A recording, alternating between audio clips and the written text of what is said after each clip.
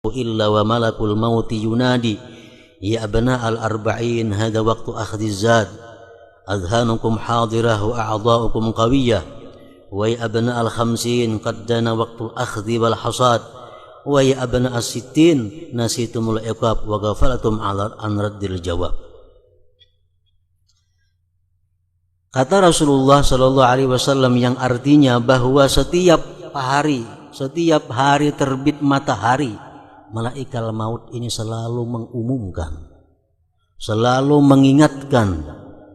Menjadi malaikat maut, ya abna al-arba'in, wahai orang-orang yang berumur 40, hai manusia yang umurnya kepala 4. Hadza waktu akhdhiz zad, ini waktunya kalian mengambil bekal. Azhanukum hadirah, hati kamu masih hadir, ingatan kamu masih kuat. Wa a'dha'ukum qawiyah, anggota kamu masih kuat.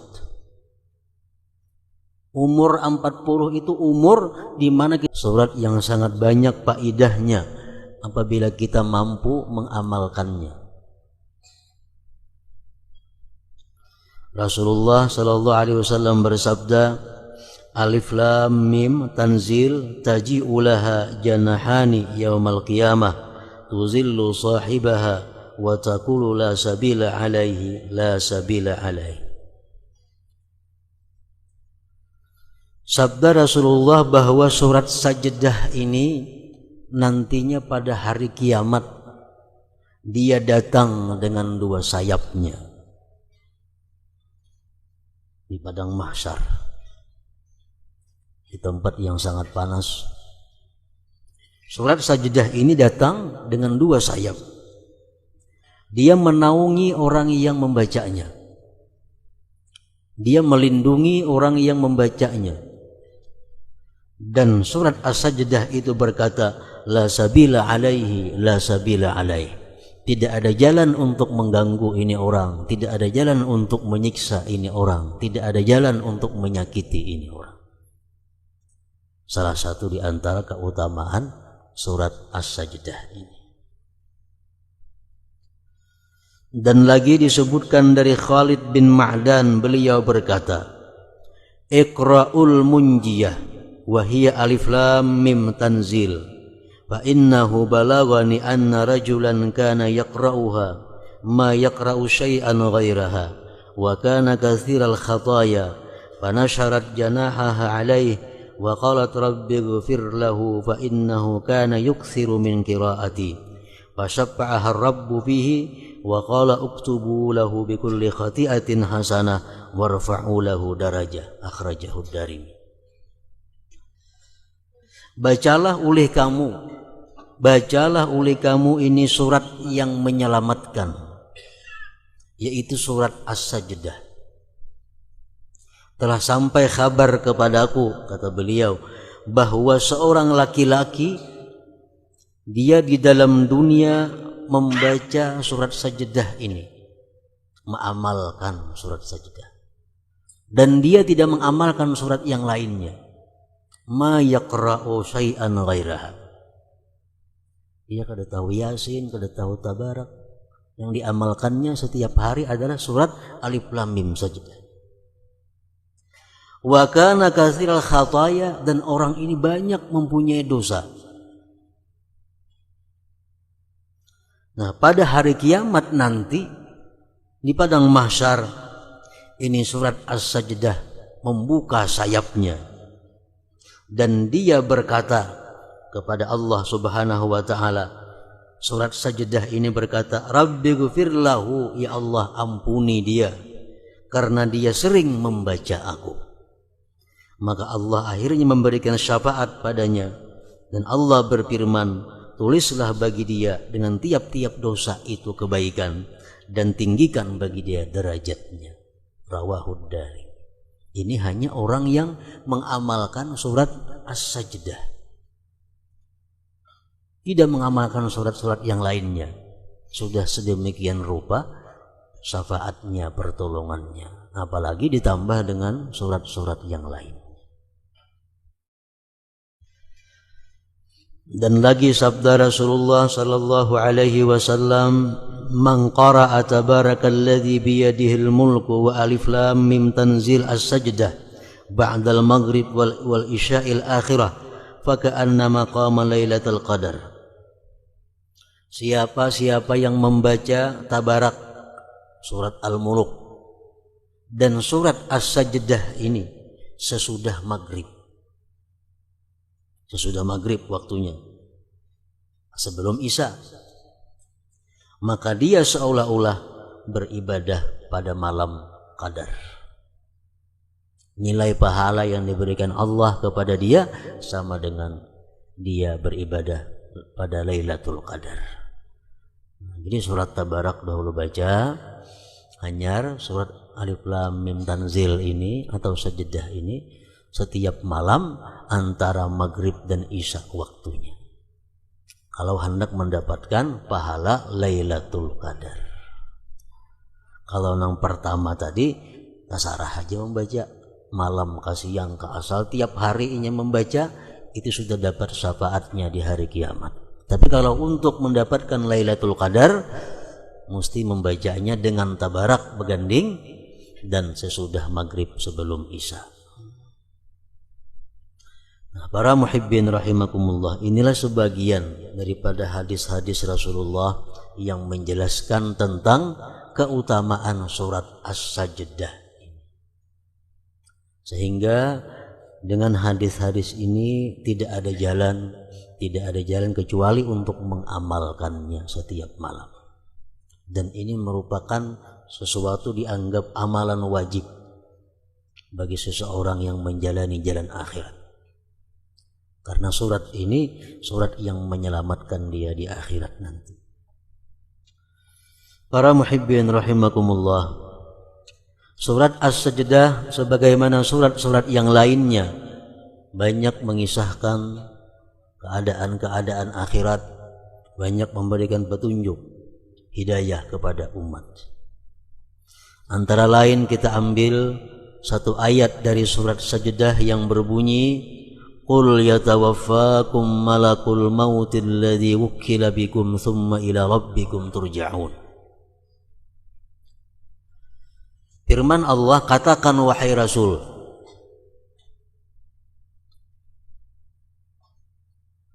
selagi akan mewafatkan akan kamu oleh malaikat maut.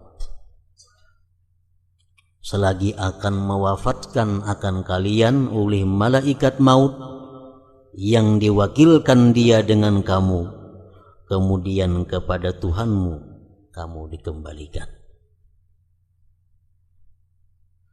Satu ayat ini memberikan beberapa isyarat petunjuk kepada kita. Pertama, kita disuruh untuk mengenali malaikat maut yang pasti akan kita jumpai. Supaya jangan takajub kaina, disuruh oleh Tuhan kita mengenali malaikat maut. Yang kedua, ayat ini menunjukkan bahwa kita semua akan dikembalikan kepada Allah Subhanahu wa taala. Tsumma ila rabbikum turja'un.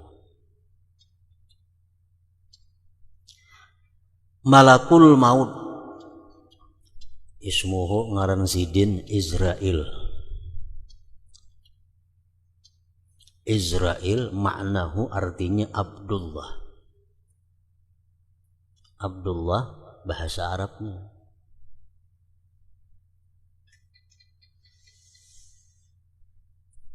Lahu rusulun, bagi malaikat maut yang bernama Israil ini banyak mempunyai utusan-utusan yang selalu dikirim kepada manusia. Makin banyak utusan itu datang kepada kita, artinya makin dekat nang mautus datang kepada kita. Lahu rusulun katsirah.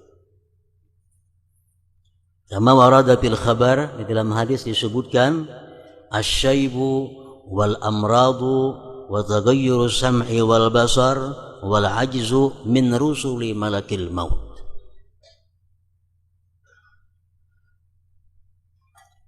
bermula uban,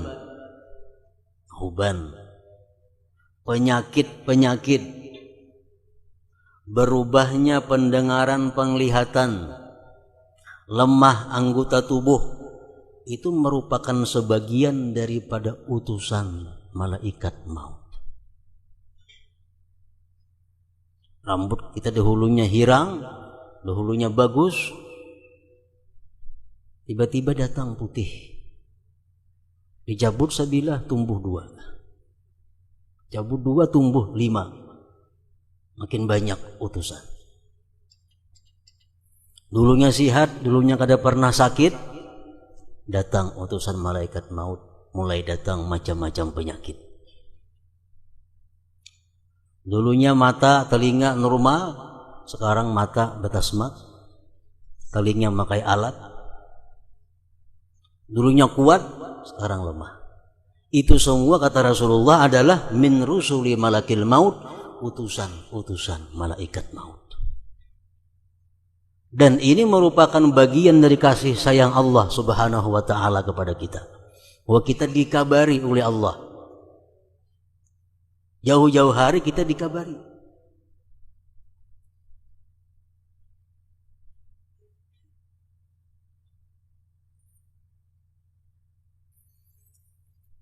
Disebutkan ada salah seorang nabi di antara anbiya illah ta'ala, didatangi oleh malaikat maut. Nabi ini berbicara dengan malaikat maut bahwa kalau engkau datang kepadaku, tolong beri aku kabar sebelumnya supaya aku bersiap-siap, kata itu Nabi tadi. Kata malaikat maut, baik. Ulik malaikat maut. Beberapa puluh tahun berikutnya datang malaikat maut kepada Nabi tadi. Apa kabar ikam di Nabi? Dia malaikat maut, aku hendak mencabut roh engkau. Maka ikam janji mengabari aku. Kenapa bakajutan datang? Dia malaikat maut tuh kabarnya di kepala ikam. Dulunya hirang aku datang ke sini, sekarang nggak bisa paruh orang putihnya. Itu kabarku, itu utusanku. Makanya dilarang kita mencabut uban. Dilarang mencabut uban. Dilarang mewarnai uban dengan hitam. Kenapa? Semacam kada sudi dengan utusan malaikat maut. Itu menyebabkan kita lupa dengan keadaan kita yang sebenarnya. Para muhibbin rahimakumullah. Namun kadang-kadang ada orang yang tidak ada utusan malaikat maut langsung mati. Orangnya kada behuban, orangnya masih sigar, orangnya masih bugar, mata masih hawas, telinga masih baik, mati mendadak. Itu ada juga sebagian manusia. Rasulullah SAW bersabda, mautul faj'ah rahatul mu'min wa asapun 'alal fajir. Rawahu Ahmad. Mati yang mendadak seperti itu sesuatu rahmat, sesuatu kelapangan kalau dia orang yang beriman. Kalau orang beriman, setiap saat pun dia mati, baik. Kenapa? Karena setiap saat dia siap untuk menghadap Allah Subhanahu wa ta'ala. Tapi kalau orang yang fajir, orang yang fasik, orang yang banyak maksiat kepada Allah, mati bakajut, celaka atasnya. Rasa hidup lagi, rasa sigar, rasa apa? Rasa panjang umur. Karena kada ada penyakit, kada ada uban, gigi masih baik, semua mati. Asafun, ini merupakan penyesalan, kerugian, kesedihan kalau orang itu fajir. Para muhibbin rahimakumullah. Disebutkan dalam hadis yang berbunyi, ma min yaumin tatlu'u samsuhu illa wa malakul mauti yunadi ya abna al-arba'in hada waqtu akhdhiz zad adhanukum hadirah wa a'dha'ukum qawiyah wa ya abna al-khamsin qad dana waqtu akhdhi wal hasad wa ya abna as-sittin nasitumul iqab wa ghafalatum 'ala an raddil jawab. Kata Rasulullah Shallallahu Alaihi Wasallam yang artinya bahwa setiap hari terbit matahari, malaikat maut ini selalu mengumumkan, selalu mengingatkan. Menjadi malaikat maut, ya abna al-arba'in, wahai orang-orang yang berumur 40, hai manusia yang umurnya kepala 4. Hadza waktu akhdhiz zad, ini waktunya kalian mengambil bekal. Azhanukum hadirah, hati kamu masih hadir, ingatan kamu masih kuat. Wa a'dha'ukum qawiyah, anggota kamu masih kuat. Umur 40 itu umur di mana kita disuruh untuk mempersiapkan segala-galanya untuk menghadapi akhirat. Ujar malaikat maut mengingati kepada manusia. Waktu umur 40 kita bisa guring 2 jam sehari. Waktu umur 40 kita masih bisa kadang-kadang kada guring 24 jam. Bekerja, beribadah, beramal kepada Allah Subhanahu wa ta'ala. Ini waktunya kita untuk bersungguh-sungguh. Kalau sudah umur 60 tahun, 50, sedikit saja kurang guring, garing. Guring tak ubah waktunya, garing. Jadi umur 41, 42 sampai 49 itu waktu di mana kuatnya seseorang untuk beribadah kepada Allah Subhanahu wa ta'ala. Keuntungannya kalau kita waktu muda beribadah kepada Allah, andai kata kita tua, kita uyuh, kita sakit, tetap dicatat oleh Allah Subhanahu wa ta'ala. Ini untungnya. Waktu kita umur 40, kita tiap malam tahajud jam 1 sampai subuh, tiap malam. Lagi umur 40. Sudah umur 60 kada kawal lagi, jam 4 jam 8 bangun, jam 4 hanya bangun. Umur sudah 60, tetap dicatat oleh Allah mulai pukul 1 sampai subuh. Kenapa? Karena hanya lemahnya dia yang menghalang daripada ibadah. Dan sudah dia buktikan waktu dia kuat, dia sungguh rajin beribadah. Nah ini Allah Maha kasih sayang kepada kita. Kalau sudah umur 60 tahun menyesal, kada ada artinya. Aku hendak beribadah tapi kada kawal lagi, kada angin, garing. Kamu sudah 60 tahun kada kawal lagi beribadah. Itu alasan seperti itu ditolak oleh Allah. Kenapa? Agar Tuhan ikan pernah merasai muda, ikan pernah merasai mana buktinya. Nah ini untungnya orang yang waktu muda beribadah. Hadza waktu akhdhiz zat, azhanukum hadirah wa a'dha'ukum qawiyah. Wa ya abna al-khamsin, ujar malaikat maut, wahai orang yang berumur 50, kepala 5. Qaddana waqtul akhdhi wal hasad, sungguh parak waktu diambil, waktu dikatam. Umur 50 ke atas tuh parak, kada lewas lagi. Artinya apa? Orang yang sudah umur 50 ke atas ini tuh sedikit benar lagi memikirkan duniawi. Waktunya diisi dengan sanggup untuk akhirat. Umur sudah 50 lebih.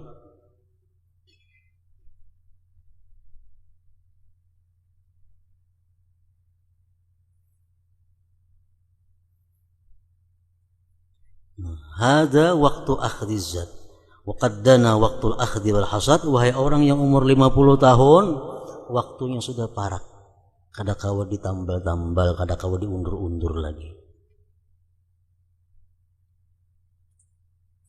Wa ya abna as-sittin, wahai orang yang umur 60 tahun, kata malaikat, nasitumul iqab, apakah kamu lupa akan iqab, akan siksa Allah? Umur 60 masih begalut saja di pasar lagi. Umur 60 masih sibuk dengan urusan dunia. Apakah kamu lupa akan siksa Allah? Bagaimana kamu nanti menjawab pertanyaan Allah Subhanahu wa ta'ala?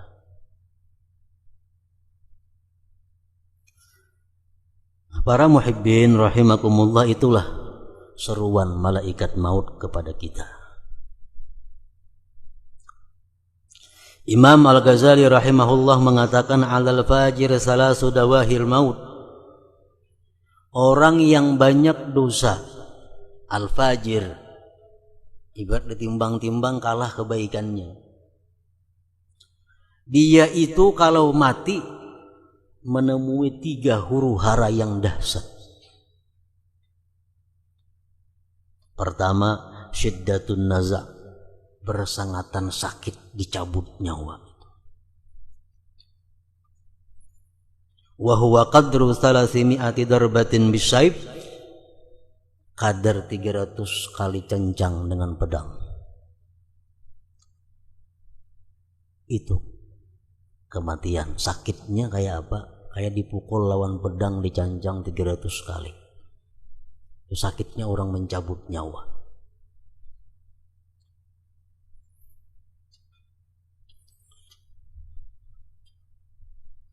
Kalau dia orang yang tidak beriman kepada Allah, orang yang durjana, orang yang banyak dosa, hendak mati itu awaknya sakit, hatinya sakit. Dubul. Hatinya sakit, awaknya sakit. Kalau orang yang beriman kepada Allah, paling-paling awaknya sakit, tapi hatinya tenang. Hatinya ridha. Rasulullah berkata, al-maut kafaratul mu'min. Kematian yang sedih, yang sakit itu merupakan kafarat dosa bagi orang yang beriman kepada Allah.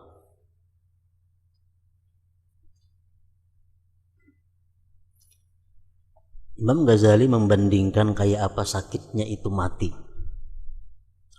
bagi orang-orang yang jahat. Contoh, andai kata kita dipukuli oleh perampok, mulai kepala sampai betis dipupuhnya, dipukulinya oleh perampok, kepala sampai betis berluka-luka, sakit kan itu, sakit. Ditambah lagi pulang seluruh harta kita, anak kita, bini kita, jabatan kita, kekasih kita diambil oleh perampok semua. Bayangkan kayak apa sakitnya hati kita.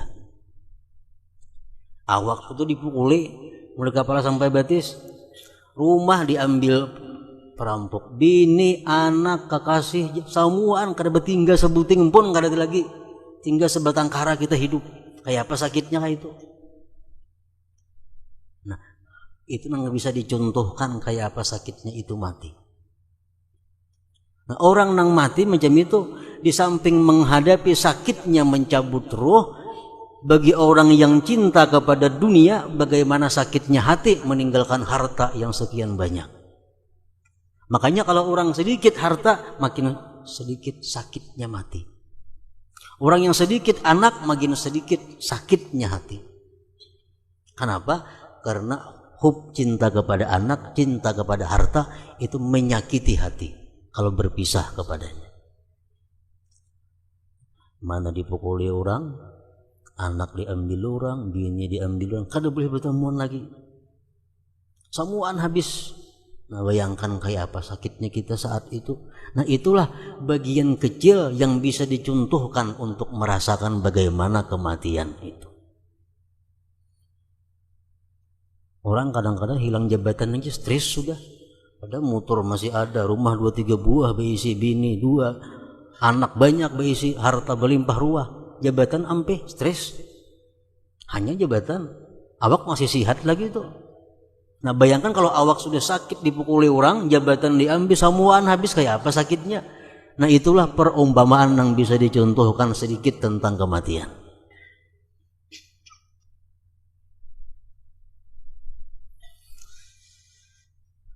Lain hal orang beriman. Nah, orang beriman, orang yang takwa kepada Allah, orang yang tawakal kepada Allah, kada akan menemui sepedih itu. Sakit-sakit jo mati itu, cuma kada sesakit itu. Kenapa? Karena hatinya kada tergantung kepada yang dicintainya tadi. Pertama, sakitnya mati. Yang kedua, bagi orang yang banyak dosa itu adalah musyahadatu surati malakil maut. Dia melihat bagaimana bentuk rupa malaikat maut yang akan mencabut nyawanya. Rajulun aswad, laki-laki yang hitam, qaimus sya'ar, rambutnya cagar, muntinur rih, bau busuk, aswadus thiyab, pakaiannya hitam, yakhruju min fihi wa manakhirihi lahibun nar wad dukhan, keluar di mulut dan di hidungnya kukus dan api. Ini tenang datang yang mencabut nyawa ini. Itu kalau kita banyak dosa, banyak maksiat, malaikat mautnya macam itu nang datang. Yang ketiga, musyahadatuhum mawadi'ahum minan nar. Sebelum dia mati, diperlihatkan tempatnya di dalam neraka. Ini orang yang fajir durjana. Nah, 3 itulah kesusahan-kesusahan yang dihadapi bagi orang yang mati banyak membawa dosa, maksiat kepada Allah Subhanahu wa ta'ala. Rasulullah bersabda, la yakhruja ahadukum minad dunya hatta ya'lama aina masiruhu wa hatta yara maq'adahu minal jannah awin nar. Tidak keluar salah seorang kamu daripada dunia sehingga dia tahu tempatnya kemana dia kembali. Dia sudah melihat ke neraka atau ke surga. Makanya kalau kita perhatikan orang-orang imbah mati itu atau hendak mati itu rata-rata menangis. Ada tangis gembira, ada tangis duka cita. Kenapa? Saat itu dia dilihatkan Allah tempat yang bakal disinggahinya, tempat yang bakal ditempatinya. Yang melihat surga, tangisnya tangis gembira, air matanya jernih. Yang melihat neraka, tangis juga, tangisnya sedih, air matanya keruh. Demikian penjelasan dari beberapa hadis Rasulullah sallallahu alaihi wasallam. Para muhibbin rahimakumullah. Mengingat malaikat maut, mengenal malaikat maut, mengingat kematian merupakan sesuatu yang disuruh oleh agama. Rasulullah bersabda, "Aktsiru min dzikril maut fa innahu yumahhitsu dzunub wa yuzahhidu fid dunya." Banyak-banyaklah kamu mengingat kematian karena itu menghapuskan dosa dan membuat kamu renggang dengan dunia. Isuk mati, siapa yang wani ke pasar hari ini nah? Siapa yang wani bulah baju hari ini kalau isuk tahu bakal mati? Orang yang mengingat kematian, orang yang terhapus dosanya dan dia akan renggang dengan dunia.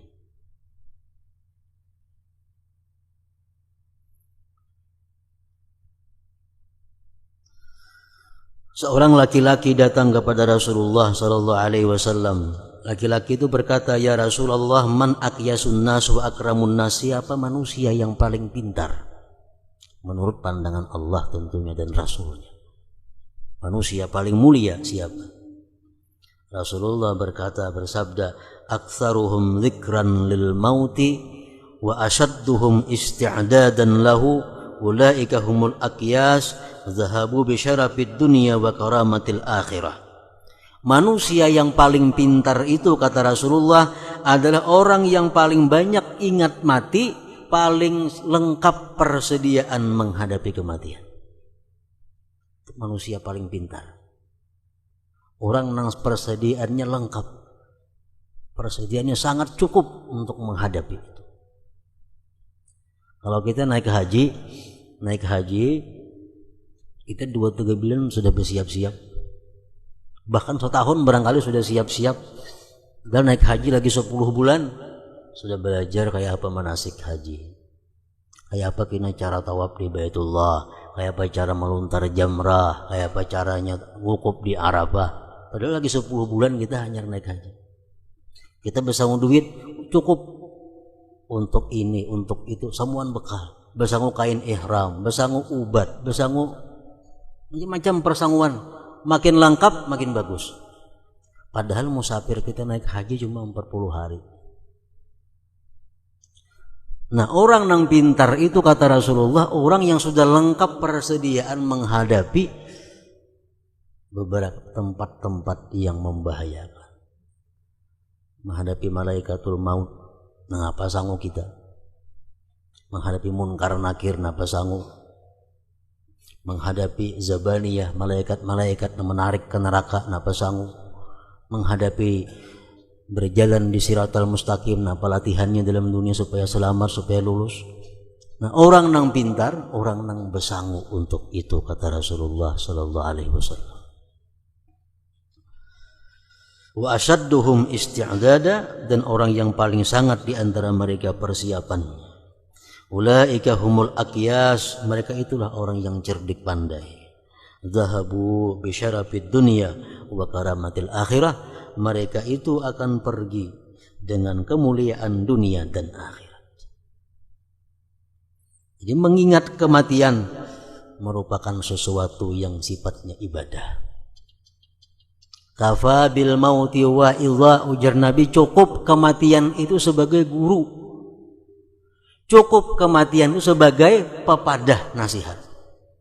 Amun kita mau ma'iktibar, makanya disuruh bila kita melihat orang mati menyambayangakan ma'atar ka kubur, dapat pahala kayak gunung Uhud 2 biji genalnya.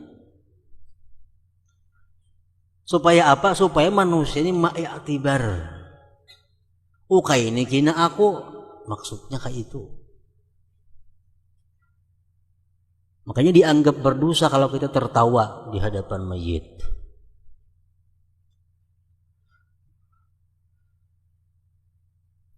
Bini-bini mati, bini-bini cuma ambil i'tibar.